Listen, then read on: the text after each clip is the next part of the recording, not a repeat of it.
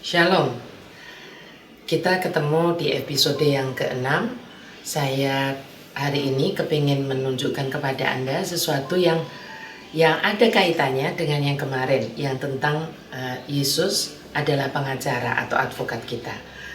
Seringkali mungkin banyak dari kita bilang, saya juga sudah begitu, sudah angkat perjanjian, saya sudah tulis-tulis di tembok atau di dekat cermin atau dimanapun, mungkin ibu-ibu tulis di dapur gitu ya, tulis-tulis. Tapi nggak terjadi apa-apa tuh Bu Glory, nggak terjadi apa-apa tuh Tante. Nah, saya bersyukur Tuhan itu bukan Tuhan yang membiarkan kita itu bingung, tapi Dia Tuhan yang melengkapi kita. Ya, saya pengen ajak kita baca dari kitab Zakaria 7 ayat ke-13. Dari Zakaria 7 ayat ke-13 dikatakan demikian. Seperti mereka tidak mendengarkan pada waktu dipanggil, demikianlah aku tidak mendengarkan pada waktu mereka memanggil. Firman Tuhan semesta alam. Saat Tuhan memanggil kita, memanggil itu dari apa? Kita mungkin berpikir Tuhan panggil-panggil, Gloria, ya nggak mungkin. Tapi sebetulnya saat Tuhan memanggil kita dari kesibukan kita, saat Tuhan memanggil kita dari kita sedang asik dengan hobi kita, apapun itu, ya. Saat Tuhan memanggil kita dari kesedihan kita, saat Tuhan memanggil kita dari tidur nyenyak kita, pertanyaannya, apakah kita mendengarkan? Banyak dari kita, ketika kita itu sedih banget, Tuhan lewat seseorang, lewat siapapun itu, Dia berkata bahwa, nah aku tuh mau kasih tahu kamu, ayo buka Alkitabmu, baca. Apa reaksi kita? Sejujurnya banyak dari kita bilang begini, aduh lah, gue lagi sedih, lu gak ngerti. Coba kalau lu ngalamin kayak gue, malas tahu buka Alkitab. Ya kan? Pada saat kita asik nonton film, sinetron, apapun, atau kita sedang asik dengan komputer kita ngerjakan apapun yang itu menjadi hobi kita, tiba-tiba ada satu suara yang mengingatkan. Entah itu suara di hati kita, entah itu suara mungkin dari orang tua kita, dari pasangan kita, ya kan, dari teman kita yang ngingetin misalnya, katanya kamu janji untuk baca 2 pasal atau 1 pasal atau 5 pasal gitu. Emang kamu udah? Apa reaksi kita? Seringkali kita bilang begini, ya entarlah, tanggung, ya kan? Itu semua sebetulnya termasuk ketika Tuhan memanggil. Apakah kita mendengarkan? Kalau kita tidak mendengarkan, jangan berpikir Dia juga akan mendengarkan saat kita memanggil Dia, saat kita membutuhkan Dia. Itu yang pertama. Ketika saya merenungkan ini, seperti ada teguran di hati saya. Seringkali saya capek banget tidur gitu. Mungkin saya baru tertidur misalnya pukul 12 atau setengah 1, dan tiba-tiba setengah 3 atau jam 3 seringkali ada sesuatu yang mengusik gitu, kayak saya terbangun. Mungkin judulnya bangun mungkin hanya untuk kencing gitu ya, tapi seringkali saya bisa tuh tidur sampai pagi nggak kencing gitu. Nah, ketika seperti saya kepingin kencing, saya belajar melatih diri bahwa itu adalah Tuhan yang bangunkan saya. Untuk apa? Seringkali betul-betul terlelap, bahkan nggak pengen kencing, tapi tiba-tiba saya bangun. Nggak ada nyamuk, nggak ada yang tepokin saya, tapi saya bangun. Dan ketika saya bangun, saya berkata begini, Tuhan, kenapa Engkau bangunkan saya? Engkau mau apa? Seringkali Dia hanya minta saya berdoa. Saya tanya, berdoa buat siapa? Kalau Dia tidak sebutkan di hati saya sekedar menyembah Tuhan aja. Ya bukan nyanyi-nyanyi sampai heboh seluruh rumah bangun, enggak. Tapi saya berdoa, saya bersyukur. Tapi kalau Dia ingatkan satu nama, siapapun namanya itu, saya akan berdoa. Saya nggak ngerti, dan saya juga nggak aneh-aneh terus malam-malam tiba-tiba atau pagi dini hari saya nelpon, kenapa ya Tuhan ingatkan saya tentang kamu, terus kamu ada persoalan apa? Itu enggak sih ya, tapi saya ingat, saya nggak tahu persoalan dia apa Tuhan, tapi pagi dini hari ini Engkau bangunkan saya dan Engkau ingatkan dia. Tuhan, saya berdoa untuk dia, apapun yang dia sedang alami saat ini, tolongin dia Tuhan. Ya toh, banyak saya bisa cerita. Ya, ada orang yang saya sebetulnya nggak tahu, dia hanya sekedar mungkin pernah datang ke HUTK Wimin. Tapi pagi itu Tuhan bangunkan saya dan diingatkan orang ini. Jujur wajahnya pun saya nggak ingat. Tetapi pagi itu saya belajar untuk menaati Tuhan. Dan saya bilang, Tuhan saya nggak ngerti. Jujur nih Tuhan, wajahnya pun lupa. Engkau yang sebutkan namanya. Saya tuh orang yang hafal wajah, nggak hafal nama. Tapi sampai Tuhan sebutkan namanya, ya kan? Itu ajaib. Dan pagi itu saya duduk, saya bukan terus berdiri praise and worship pakai lagu, enggak. Saya hanya duduk aja di ranjang saya dan saya bilang, Tuhan, kalau pagi ini dia ada masalah, tolongin dia. Kau kirimkan malaikatmu Tuhan untuk proteksi dia. Saya cuma doa sederhana aja dan saya bilang dalam nama Tuhan Yesus, saya tidur lagi. Bukan berarti terus saya bangun, enggak, saya tidur lagi karena masih 2:30 atau jam 3 waktu itu. Dan saya tidur. Apa yang terjadi? Pagi hari saya bangun kira-kira 5:30 dan tiba-tiba ada BBM waktu itu ya. Ada BBM masuk dan dia berkata, orang itu ternyata. Saya sampai lupa karena kontak BBM saya itu 400 lebih. Saya lupa yang mana ini tiba-tiba. Tapi kalau ada BBM masuk kan saya tahu. Saya buka dan ternyata orang itu yang berkata, Bu Glory, saya ini, dia nyebutnya tadi malam. Saya udah sampai di ujung dari hidup saya. Saya ngerasa udah lelah sekali Bu. Dan saya putuskan untuk saya itu mau mengakhiri hidup saya. Dengan kata lain, dia mau bunuh diri. Yaitu, dan dia sudah ambil, nggak tahu pil apa begitu, tapi 1 botol. Dia udah taruh di tangan dia. Nggak ada siapa-siapa.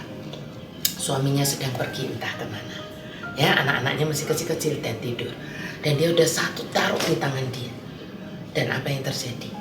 Dia kaget. Mungkin kita bisa bilang, oh tuh karena tangan lo gemeteran. Saya nggak ngerti. Tapi dia bilang, saya ambil minum. Dan tiba-tiba itu seperti ada yang menempel tangan saya. Dan pil itu jatuh semua. Kan bisa dia pungutin kan? Kalau kita bicara bisa kan bisa dipungutin. Tapi tidak. Apa yang dia buat? Dia nangis. Dia bilang, nggak tahu dari mana Bu. Saya tahu persis ada malaikat yang menempel tangan saya. Dan supaya saya tidak makan pil itu. Dia berlutut, dia nangis. Dan dia bilang, Tuhan ampuni saya. Bu Glory, saya nggak tahu kenapa Tuhan begitu sayang sama saya. Saya mau bunuh diri, dia tempelak tangan saya. Dan saya, sejujurnya saya diam untuk sesaat. Saya bilang, Tuhan, kalau dia bersyukur, saya lebih bersyukur. Anda bisa bayangkan, andai kata pagi itu saya tidak mendengarkan Tuhan waktu dia panggil saya, apa yang terjadi?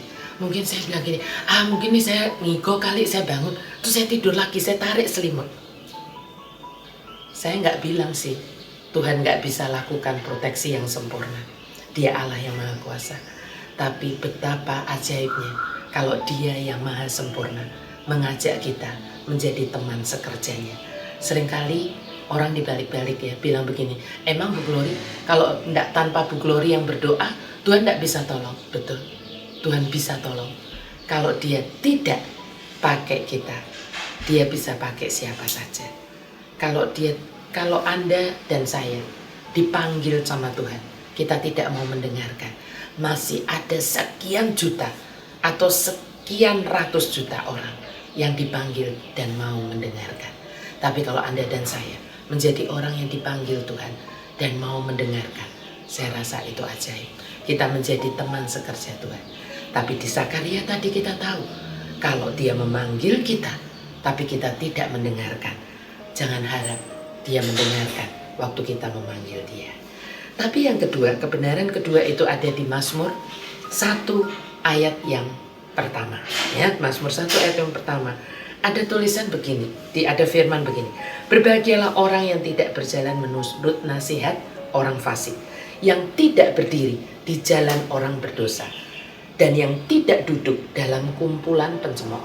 Lalu kalau Anda baca ayat 2-nya, dia dikatakan bahwa dia tetapi yang kesukaannya adalah Taurat Tuhan dan merenungkan itu siang dan malam. Lalu dikatakan ia seperti pohon yang ditanam di tepi aliran air, yaitu dan dijanjikan berkat-berkat, tidak pernah layu, tidak pernah kering, apa saja yang diperbuatnya berhasilkan, demikian.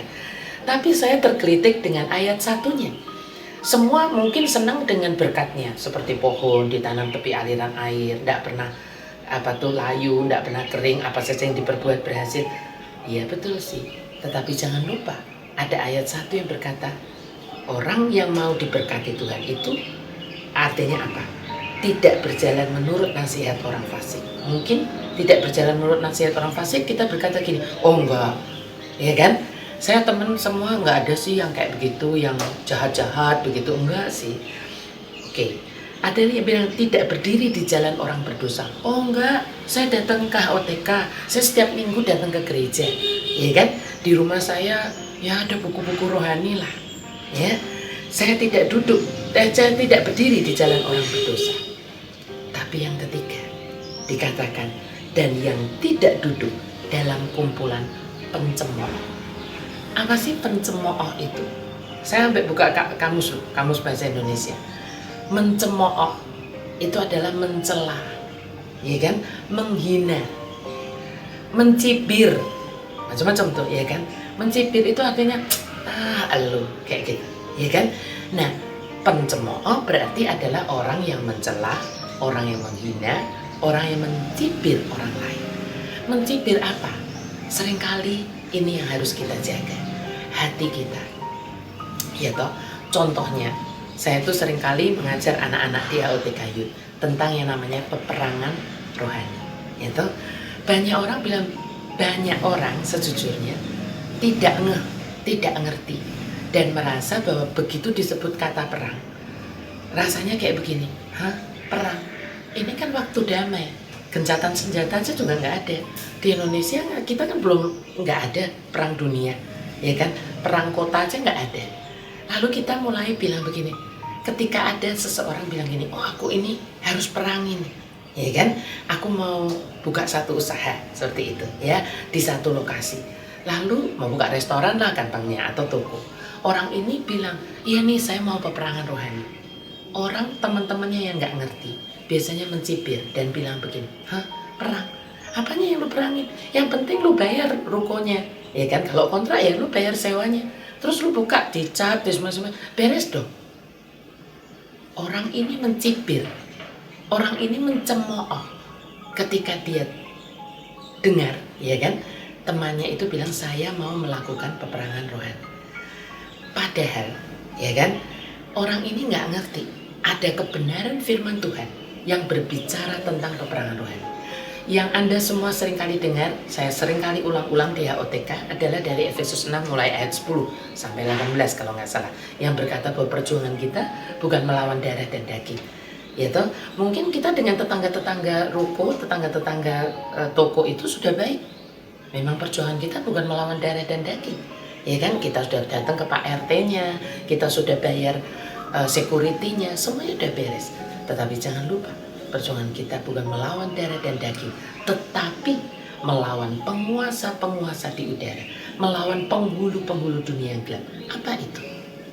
Sesuatu yang tidak kasat mata, yang kita tidak bisa lihat dengan mata kita.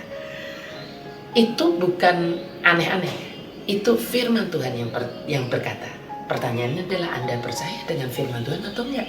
Kalau Anda bilang bahwa itu di Efesus itu bukan firman-Nya Tuhan, ya itu satu masalah. Tapi kalau Anda bilang, saya percaya Bu, saya percaya Tante, itu firman Tuhan, artinya Tuhan warning kita, ya kan? Dan Dia berikan kepada kita yang namanya senjata, selengkap senjata dari Tuhan. Kalau Tuhan tahu kita ini perginya resepsi, nggak akan Dia kasih kita senjata, yaitu nggak akan Dia suruh kita berperang. Ada perisai, ada pedang roh, ya kan? Ada ketopong itu helm, ya kan, seperti itu. Ada baju zirah, itu seperti bajunya samurai waktu zaman itu, ya kan? Nah, kalau Tuhan tahu kita itu pergi kondangan, ya bodoh sekali, maaf kata, kalau Dia beri kita senjata. Tapi karena Dia Allah yang Maha Tahu, Dia tahu bahwa kita bukan sedang pergi ke resepsi di dunia ini, tetapi Dia tahu bahwa di dunia ini kita ini sedang peperangan rohani, melawan roh-roh di udara. Bukan aneh-aneh terus kita langsung bukan gitu. Tetapi peperangan dengan mendeklarasikan iman kita. Ada firman yang berkata, sampai dijadikan lagu, iblis dikalahkan, kayak katanya begini, oleh darah anak domba, oleh kesaksian kita. Banyak orang bilang begini, kan sudah dibereskan sama Tuhan 2000 tahun yang lalu. di atas kayu salib. Ngapain? Mesti kita deklarasi peperangan, deklarasi. Jangan lupa ada kata-kata oleh darah anak domba, betul. Tapi juga oleh kesaksian iman kita. Ya kan, oleh kesaksian kita apa? Iblis dikalahkan. Bukan cuma oleh darah domba, tapi oleh kesaksian kita. Kita agree, kita setuju. Itu the power of agreement. Tuhan, aku setuju. Ya kan? Yang kita katakan itu yang sebetulnya pedang roh yang kita pakai untuk peperangan. Tapi saya menemukan satu kebenaran. Ini buat Anda semua yang mungkin mau menghadapi sesuatu itu banyak. Misalnya Anda kok maju terus. Tadi di episode kemarinnya, di episode minggu lalu, di episode yang kelima saya bilang ketika mau maju skripsi atau mengajukan tesis seperti itu, ya kan, proposal untuk tesis, disertasi, atau Anda mau buka satu toko, atau mau buka satu usaha, atau mau join dengan teman apapun. Seringkali kenapa kelihatannya semua kita udah bereskan, surat-surat birokrasinya sudah beres, tetapi kenapa kok nggak beres? Nah, ternyata ada satu kebenaran yang seringkali banyak orang itu tidak tahu. Ya, saya menemukan dari Markus 3 ayat 27. Markus 3 ayat 27. Ini Yesus loh yang bilang, bukan Paulus, bukan Petrus. Yesus yang berkata, kalau Anda sampai nggak percaya ini kebangetan, ya. Dia berkata demikian, tetapi tidak seorang pun dapat memasuki rumah seorang yang kuat untuk merampas harta bendanya apabila tidak diikatnya dahulu orang kuat itu. Sesudah itu barulah dapat ia merampok rumah itu. Di Alkitab bahasa Indonesia pakai kata merampok, sehingga kesannya nih negatif, ya kan, merampok kan nggak bagus. Tapi sebetulnya tidak. Yang dimaksud di sini bukan merampok dalam artian negatif, tetapi gini, mengambil semuanya. Kalau Anda buka satu usaha, Anda pengennya apa? Untung dong. Iya kan, gitu. Artinya Anda dapat semuanya, dapat berkatnya. Dan Tuhan bilang itu tidak bisa terjadi tanpa Anda mengikat dulu orang kuat di tempat itu. Saya percaya orang kuatnya pasti bukan orang yang badannya gede, keker, body building, bukan, saya rasa. Ya kan, saya percaya karena apa? Saya berani berkata demikian. Anda lihat nanti di atasnya. Itu adalah perikop yang antara Yesus dengan sedang berbicara tentang Beelzebul. Beelzebul itu apa? Setan, iblis. Ya kan? Beelzebul itu sebetulnya raja lalat. Nah, iblis itu sebetulnya diumpamakan Tuhan seperti itu. Ini Yesus sedang bicara di dalam perikop berhadapan dengan setan. Dan dia bicara, kalau kamu mau memasuki rumah seseorang dan mau ambil semuanya, ya kan, kita buka usaha, kita mau maju, ajukan skripsi kita, itu kan kita mau buat sesuatu. Kita mau naik ke level selanjutnya. Apakah setan mau berikan itu? Saya rasa nggak mau. Apakah dia mau kita itu lebih dari pemenang? Yesus mau, tapi setan tidak mau. Dan ketika setan tidak mau, dia akan buat segala cara untuk menghadang kita. Itu yang disebut quote unquote oleh Tuhan Yesus sebagai orang kuat. Dan itu harus diikat lebih dahulu sebelum kita bisa ambil semuanya. Rezeki kita, berkat kita.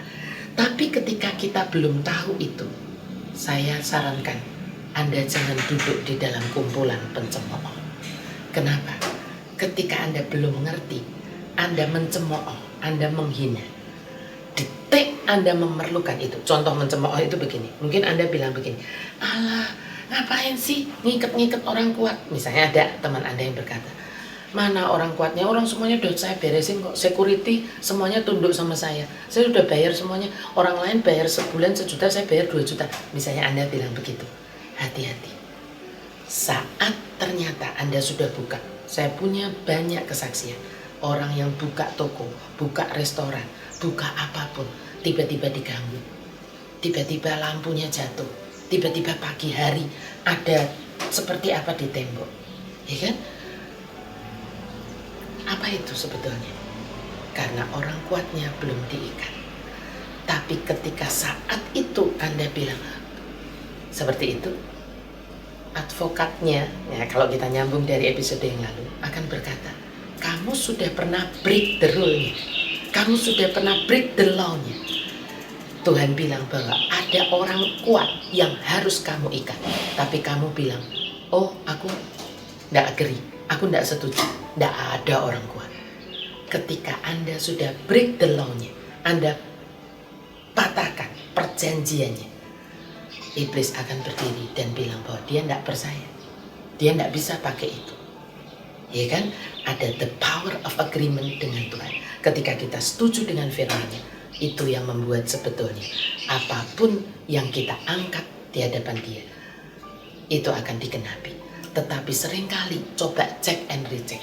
Ketika Anda mendoakan sesuatu, ketika Anda sudah tulis-tulis sesuatu, coba cek and recheck. Anda pernah duduk di dalam kumpulan pencemooh atau tidak? Misalnya saat ini saya berdoa tidak ada, tapi kalau ada di antara Anda yang saat ini Anda sedang sakit, ya kan? Anda doa dan kok rasanya belum dikabulkan Tuhan. Coba cek and recheck. Pernahkah Anda duduk di dalam kumpulan pencemooh? Apa itu? Mungkin ketika ada keluarga, kerabat Anda, teman yang sakit dan dia mungkin tidak punya uang. Lalu dia berkata begini, saya percaya kok, saya pasti akan sembuh. Hah?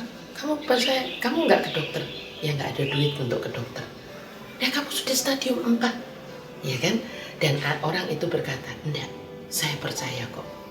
Saya percaya. Walaupun medical report saya bilang seperti itu, tapi saya mau percaya. Saya mau, istilahnya dia mungkin, ya kan? Saya mau makan firman. Saya mau perangi nih sakit penyakit di dalam diri saya ini. Saya mau perangin dengan setiap hari. Dia mungkin beli obat nggak mampu. Dia berkata kepada Anda mungkin, saya mau makan firman tiap hari. Artinya dia kumpulkan tuh firman-firman tentang kehidupan, tentang kesembuhan, tentang kesehatan. Mungkin dia tiap hari berkata, aku itu seperti Raja Wali yang naik terbang. Rahmat-Mu baru setiap pagi Tuhan. Kebajikan, kemurahan mengikuti aku saja Tuhan, bukan kesakitan. Yaitu. Dan Anda saat itu Anda mencibir dan Anda berkata, ya orang kok aneh-aneh, sakit ya mesti berobat sama dokter, ya kan? Kalau nggak berobat, ya mana bisa sembuh? Detik Anda berkata seperti itu, Anda berkata kalau sakit, ya satu-satunya harus dengan dokter. Kalau nggak minum obat medis, nggak mungkin bisa sembuh. Artinya Anda tidak agree dengan firman Tuhan bahwa Dia adalah Jehovah Rafa. Dia bisa menyembuhkan dengan obat atau tanpa obat. Saat nanti sekali waktu Anda yang kena sakit, dan entah karena satu dan lain hal, mungkin dokter sudah angkat tangan, mungkin semuanya sudah hopeless. Anda berusaha mungkin dengan duit Anda pergi ke luar negeri dan sebagainya, tidak bisa. Dan detik itu Anda berkata akan tulis, kok nggak terjadi apa-apa? Sebab Anda pernah duduk di dalam kumpulan pencemooh. Saya encourage kalian, Anda semua yang mendengarkan streaming ini, yuk kita cek and recheck dalam hidup kita. Kalau orang lain yang menuding sakit rasanya, tapi mari kita buka hati kita di hadapan Tuhan. Mazmur berkata, kalau kita membuka buku hati kita di hadapan Dia, Dia akan rewrite, menulis kembali the text of my life, teks dari hidup kita. Mari kita berkata, Tuhan ini aku buka hidupku. Aku pernah duduk dalam kumpulan pencemooh Tuhan. Aku pernah mencemoohkan tentang peperangan rohani, tentang orang yang berdeklarasi, tentang apapun yang sejujurnya waktu itu Anda belum sungguh-sungguh tahu. Ampuni aku Tuhan. Ya kan? Aku cabut semua perkataanku. Aku tahu sekarang itu adalah firman-Mu. Kalau aku belum tahu, ajari aku menahan mulutku supaya aku tidak duduk di dalam kumpulan pencemooh. Ya kan? Seringkali ketika mulut kita berkata, ada firman berkata, hidup dan mati dikuasai lidah. Siapa suka menggemakannya, memakan buahnya. Dan yang ketiga adalah reaksi hati kita.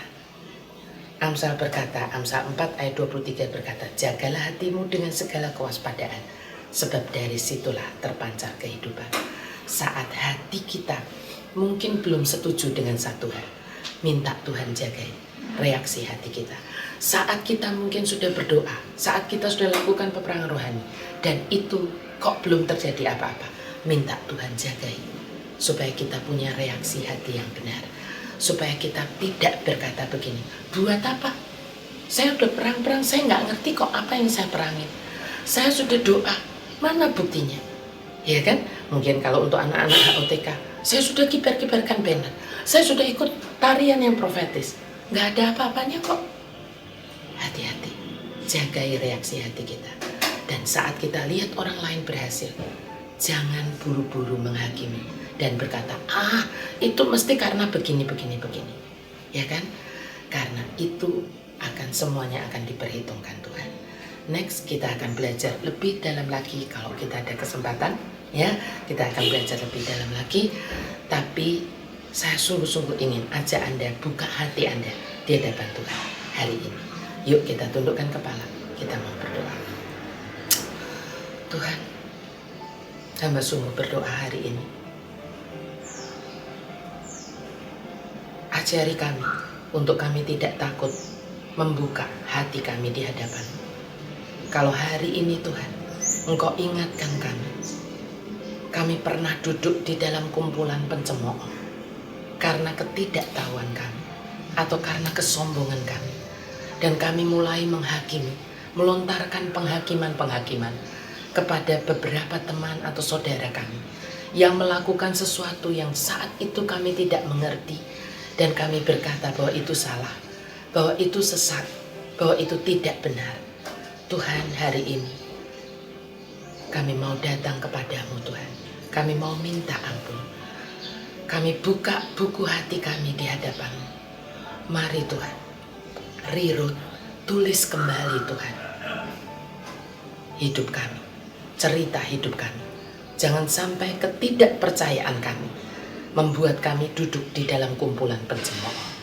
Jangan sampai ketidakpercayaan dan ketidakmengertian kami membawa kami duduk menjadi hakim-hakim di akhir zaman ini. Kami tahu Tuhan, Engkau tidak pernah angkat kami sebagai hakim. Engkau hanya angkat kami sebagai saksi-saksi-Mu. Tuhan, ampuni kami kalau selama ini ketika Engkau memanggil kami tidak mendengarkan Engkau. Biar Tuhan mulai hari ini buka telinga kami Tuhan. Buka telinga hati dan telinga jasmani kami, supaya saat Engkau memanggil, kami mendengarkannya dan kami bersegera menjawab Engkau. Dan saat kami melihat sesuatu yang mungkin kami belum mengetahuinya, jagai hati kami, jagai bibir kami Tuhan, supaya kami tidak duduk di dalam kumpulan pencemooh. Supaya saat kami memanggil Engkau Tuhan, dan saat kami membutuhkan Engkau, tetap ada the power of agreement antara kami dengan Engkau. Kami tidak mematahkan, tidak membatalkan perjanjian-perjanjian-Mu dengan kami, dengan ketidakpercayaan kami. Terima kasih Tuhan, hamba berdoa hari ini ada sungguh-sungguh pertobatan dari hati setiap kami yang mendengarkan streaming ini. Kami tahu Engkau akan segera datang Tuhan, dan Engkau akan melimpahkan segala yang terbaik untuk semua kami yang percaya kepadamu. Kami yang tidak duduk di dalam kumpulan pencemooh, tetapi kami yang merenungkan firman-Mu siang dan malam. Kami percaya kami akan seperti pohon yang ditanam di tepi aliran air, yang tidak pernah kering dan tidak pernah layu daunnya. Apa saja yang kami perbuat, itu akan berhasil, karena Engkau yang menjamin kami jadi lebih dari pemenang. Segala kemuliaan hanya bagi-Mu, di dalam nama Yesus Kristus Tuhan kami. Mari semua dari kita yang percaya katakan,